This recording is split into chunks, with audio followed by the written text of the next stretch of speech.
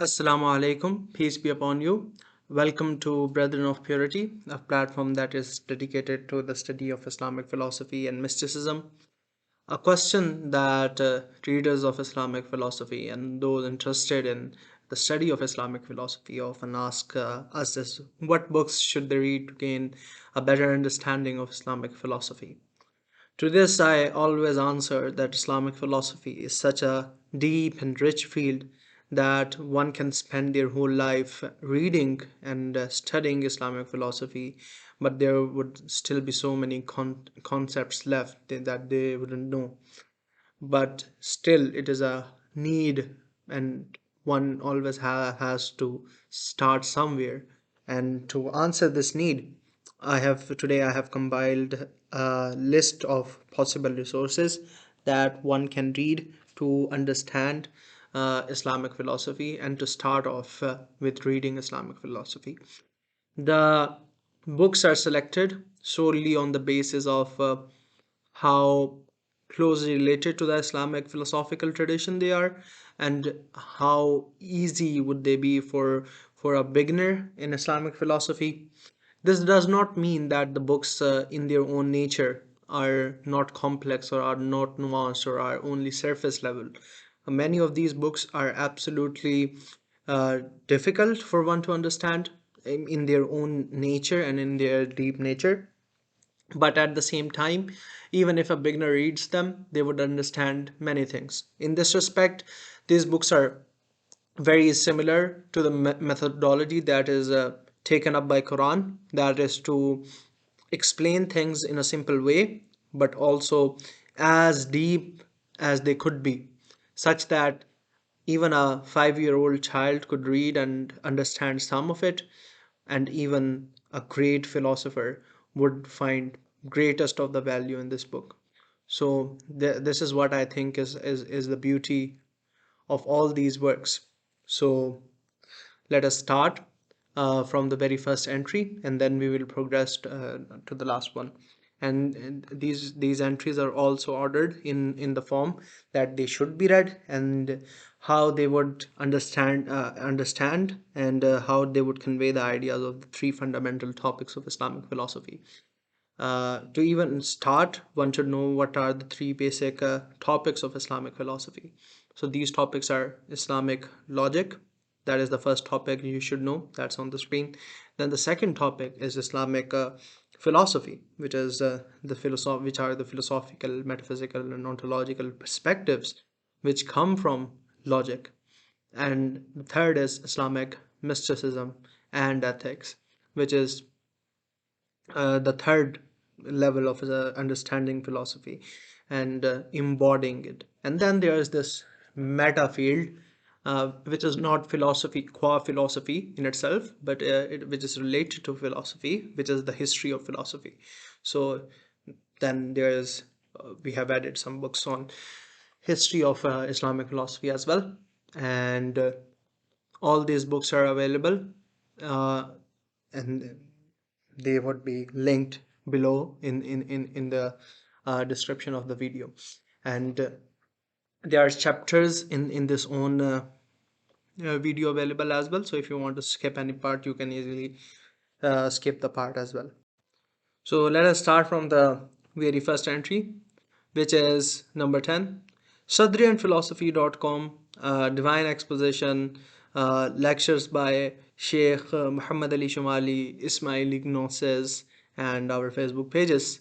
So this is not one book, sorry, but this is a compilation of all the good online resources that you need to start off with understanding Islamic philosophy. So the first resource that you can see on the screen, that is sadrianphilosophy.com. This is a website that is managed by Ustad Adnan Naqvi. You would see that he has brilliantly made this website, which includes argument from Islamic philosophers, which includes arguments from uh, Islamic metaphysicians, and this is just a great resource for starting off with Islamic philosophy. Then we have Divine Exposition. This is also a project that is closely related to Brethren of Purity, and in this project you would see philosophical articles and some other articles as well, but it is still a good resource to understand Islamic philosophy. Then we have online lectures from Sheikh Shumali. These lectures are Introduction to Islamic Philosophy. And then we have some articles from Ismaili Gnosis, which are written by Dr. Khalil Andani, I suppose. And these articles, especially the argument for the existence of God, really good article, and you can definitely learn the basics of contingency argument from this resource as well. And furthermore, if you know Urdu, there's a page of one of the brothers, Astaqali Naqvi. And in that, you can find not only Islamic sources, but Islamic philosophy as well. And then you can add Ustad Hassan Naqvi on Facebook as well. And you can add me as well. So these are just, the online resources that we have. And obviously, there's a clubhouse room that we have as well, clubhouse club named Brethren of Purity. So if you have Clubhouse, you can always hop on to Clubhouse and come there, or you can use our Twitter and ask us about any question that you have. The next entry on this book is The Republic by Plato. This has to be the most fundamental text on Islamic, not only Islamic philosophy, but I would say philosophy in general.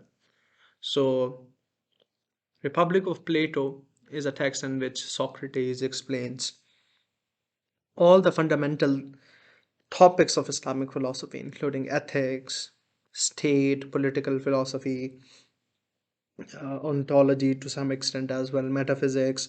So, this is just a brilliant book, and every time you read it, you get a new sense of what truth is. But in the same manner, it is written in a very simple language, which any beginner can understand as well.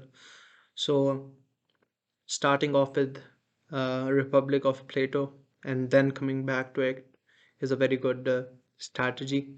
So you can start off by Republic of Plato, in which you will get a short introduction to all the major topics of philosophy, and in a very systematic way, in a very conversational way. So that would obviously help you. And this book relates to all topics of Islamic philosophy, not just one particular topic. The next entry that we have is Mantiq al-Mutaffar, and which is by Alama Rida al-Mutaffar. And then we have Carneades.org. And then we have another book which is by uh, which is written by Sadaq Shirazi. This is called A Summary of Logic. So you can read these resources together, which would be very good. These are introductions for Islamic logic. So Mantiqul Mudaffar is the basic text that you would have to read, and with this you can read a summary of logic as well of Sadiq Shirazi. So, Mantiq al-Mudaffar is a basic Hausa text in Islamic logic, and it would definitely help you to understand the basics of Islamic logic, and would give you a good foundation, summary, and a good foundation to go into higher level logical texts and logical debates. And this is very important if you want to understand what other people have said about Islamic logic. If you have to understand logical works of Ghazali, for example, Ibn Sina, you have to read Isharat, or you want to read Razi, or you want to even read Ibn Taymiyyah. He makes an attack on logic. So if you don't understand logic, you want to understand his attack and how his attack is debunked. So if you want to read Ar-Raddu ala al-Mantiqin, or you know Juhd al-Qariha, or any other book on Islamic logic or against Islamic logic, you would have to understand what is what the subject matter is even talking about. So this would be a very good start, Mantiqul Mudaffar. And to couple this up, there's a good resource on uh, YouTube which is called Carneades. Carneades has a whole YouTube playlist, as you can see, on Islamic, sorry, on logic and types of logic, on model logic, and so on. And if you watch all these playlists, they would really help you in understanding Islamic logic as well, and how Islamic logic works, and where it is similar, and how it might be different from uh, other kinds of logics, especially when we come to modal logic. The fourth entry on the list is a very interesting and special and fundamental book, which is called Hayy ibn Yaqzan. Hayy ibn Yaqzan is the only one of the only fictional and you know narrative works in this. So, Hayy ibn Yaqzan was written by Ibn Tufail, and it's a story about a feral child who is born on an island and how he discovers the existence of God just by using his God-given abilities and just by using his logic and just by using his intellect. So, it is an absolutely wonderful work which has served as a basis of many fictional works as well, such as Jungle Book and many debates about the state of nature too in early modern philosophy, such as Hobbesian philosophy or even Marxian thought or even uh, you know the most famous Lockean conceptions. So this is a very fundamental work of Islamic philosophy, especially as Islamic philosophy has been received in the West. So I definitely recommend it. And after reading, some logical works, it would be a very nice shift to go back to something more akin to Republic of Plato, something more narrative than highly descriptive logical works. Then the next work is the basic textbook of Islamic philosophy in traditional systems, which is called Bidayatul Hikmah. In English, I think it has been translated as the elements of Islamic metaphysics. So you can find a parallel translation to this work as well. And just as a reminder, the whole folder would be attached in the link description. So you wouldn't have to go anywhere to find these resources. You would just find them in one folder. So that would take away all your problems, inshallah. So this is a basic work in which you will get everything from ontology to epistemology to metaphysics. Yeah, it's a very good introduction to Islamic philosophy. It was Allama Tabatabai, who is a 20th century Islamic philosopher. So it is a very fundamental work as well. And just like Mantiq al-Mudaffar is still used in Islamic hozas, and students still read this work actively, and there are many explanations for this work as well. And as I previously said, Sheikh Shumali is also using Bidayatul Hikmah, Elements of Islamic Metaphysics, in his lectures as well. So you can definitely read Bidayatul Hikmah and then watch his lectures. It would be beneficial for you. The next work that we have on our list is not work on Islamic philosophy as such, but it is a work on the history of Islamic philosophy, which is by Peter Adamson. It is called Philosophy in the Islamic World, and it is just a good introduction to how to put out these philosophers in one specific way, and you can go on and understand how their works are distributed, who came first, who came second, how they argued against each other, and it's just understanding. It's just helpful in understanding the context in which Islamic philosophy was happening. And this work is not limited to philosophers, falasifa only. It includes mutakallimin as well, the scholastic theologians, and even the modernist philosophers such as Allama Iqbal and others. So I think it is a very good introduction for really what it says, philosophy in the Islamic world. The next book that we have is The Philosophy of Mullah Sadra by Fazlur Rahman. It is a good work to understand Islamic philosophy, to understand the philosophy of Mullah Sadra. It is a very good secondary resource, written in English, no problem whatsoever. You would really understand it as it is, and it would really open up a gate for understanding other philosophical works. The next book that we have is The Five Dialogues by Plato. Once you would have read all these previous works and you would have delved into metaphysics, it would be really useful to read Five Dialogues of Plato, and this work would really give you an introduction to more of metaphysical schemes and how Plato is thinking about this, because he is a very fundamental figure in in not only the philosophical tradition, but in particular the Islamic tradition as well. So reading Plato is very important.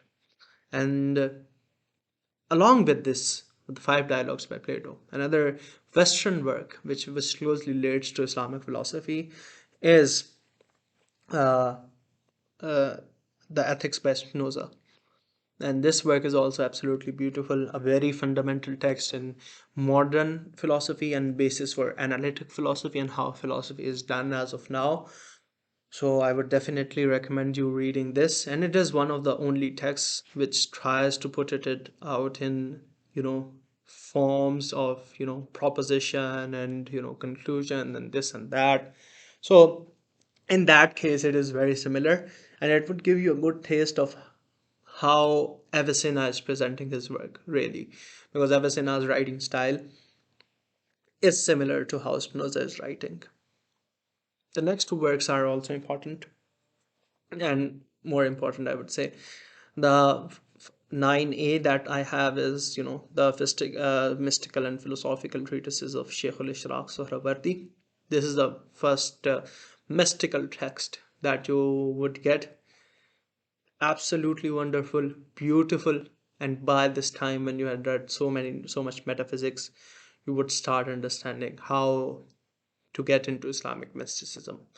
And this would be really helpful for you to understand, how Islamic mysticism works, what is love, what is, how do we think about love, how do we think about God, how we think about the relationship between man and God, and all these conceptions. So this is a wonderful, beautiful work that you can read, and along with that, you can also read Shish Fasul by Nasiruddin Khusro, which is also a very good fundamental text of reading about Islamic Neoplatonism. And the last work that we have here is Kitab al-Mashair, which is by Mullah Sadra. So now that you have read all these works, some of which are primary sources as well, you would be ready to read one of your first works, complete one of your first complete primary source on Islamic philosophy, which would be Kitab al-Mashair by Mullah Sadra. It is a summary of his thought, not as extensive as his Asfar, for example, but it's a very good start, and thankfully it has been translated as well.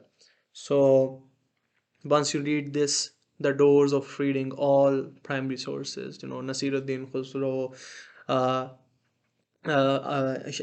Sheikh al-Ishraq, Farabi, Kindi, Avicenna, all these people would open up for you, and then you might start learning the languages in which these people write.